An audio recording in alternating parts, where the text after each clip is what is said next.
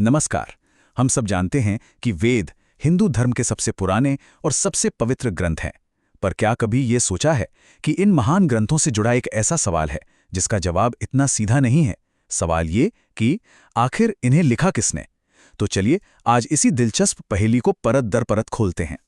देखिए, वेदों की इस पूरी गुत्थी को सुलझाने की जो चाबी है ना, वो एक संस्कृत शब्द में छुपी है, अपौरुषीय। इसका सीधा सा मतलब होता है जो किसी पुरुष यानी किसी इंसान की रचना न हो। यही वो बुनियाद है जिस पर वेदों की पारंपरिक समझ टिकी हुई है कि ये किसी एक व्यक्ति की कलम से नहीं निकले हैं। तो फिर सवाल और भी गहरा हो जाता है ना? अगर वेद इंसानों ने नहीं लिखे तो फिर ये आए कहां से? इन्हें रचा किसने? और बस यही सवाल हमें इस कहानी के अगले और शायद सबसे दिलचस्प पड़ाव पर ले जाता है। तो सबसे पहले उस पारंपरिक मान्यता को समझते हैं जो सदियों से चली आ रही है। इसके मुताबिक वेदों का जो ज्ञान है वो किसी इंसानी दिमाग से नहीं बल्कि सीधे एक दिव्य स्रोत से हम तक पहुंचा है।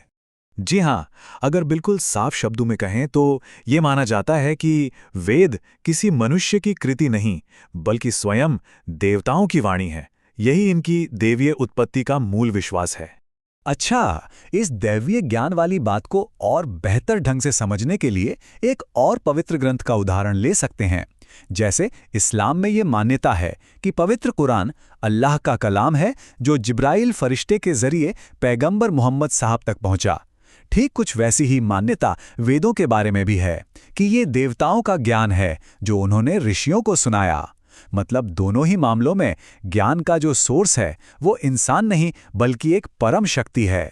लेकिन यहाँ एक और सवाल खड़ा होता है, अगर वेद इंसानों ने रचे ही नहीं तो फिर उन ऋषियों की भूमिका क्या थी जिनके नाम वेदों से जुड़े हैं? और यहीं पर लेखक और संकलनकर्ता यानी क्रिएटर और कंपाइलर के बीच का एक बहुत ही बारीक लेकिन जरूरी फर्क सामने आता है। तो फिर लेखक कौन? देखिए, पारंपरिक मान्यता के हिसाब से ये सवाल ही नहीं उठता क्योंकि कोई एक मानवीय लेखक था ही नहीं। हाँ, लेकिन जिन्होंने इस दिव्य ज्ञान को सहेजा और एक जगह इकट्ठा किया, उनके नाम इतिहास में जरूर दर्ज हैं। स्रोत बताते हैं कि लोमहर्ष ऋषि और उनके पुत्र उग्रश्रवा ने इस ज्ञान का संकलन किया था। इस शब्द पर जरा ध्यान दीजिए, संकलन। उन्होंने रचना नहीं की। इसका मतलब यह है कि जो ज्ञान पहले से ही मौजूद था उसे उन्होंने एक जगह जमा करके व्यवस्थित किया। इसको हम ऐसे भी समझ सकते हैं कि वो लेखक या ऑथर नहीं थे बल्कि संकलक या एडिटर थे। अब इस कहानी में एक बहुत ही दिलचस्प मोड़ आता है क्योंकि इन ग्रंथों को समझने के असल में दो रास्ते हैं, दो अलग अलग नजरिए। एक रास्ता है आस्था का और दूसरा है ऐतिहासिक तर्क का। आस्था के नजरिए को स्रोत में कही गई एक बात बहुत अच्छे से समझाती है। धर्म का पहला सिद्धांत है प्रश्न मत करो, उत्तर दो। अब इसका गहरा मतलब यह है कि विश्वास के दायरे में हर चीज को लॉजिक की कसौटी पर कसना जरूरी नहीं माना जाता। यहां बात तर्क को नकारने की नहीं हो रही है बल्कि ये समझने की है कि आस्था के मामलों में तर्क की भूमिका थोड़ी अलग हो जाती है। अब देखिए, धर्म और विज्ञान दोनों ही सत्य को खोजने के रास्ते हो सकते हैं, पर उनके तरीके और उनके नियम अलग अलग हैं। और इस फर्क को समझने का सबसे अच्छा तरीका है समय को देखने के दो अलग अलग पैमाने। एक पैमाना है पौराणिक युगों का, जैसे सतयुग, त्रेता युग, द्वापर युग, और दूसरा पैमाना है अकैडमिक हिस्ट्री का, जो बात करता है वैदिक काल की, यानी लगभग 1500 ईसा पूर्व के आसपास के समय की। स्रोत में दिया गया एक उदाहरण इस बात को एकदम शीशे की तरह साफ कर देता है।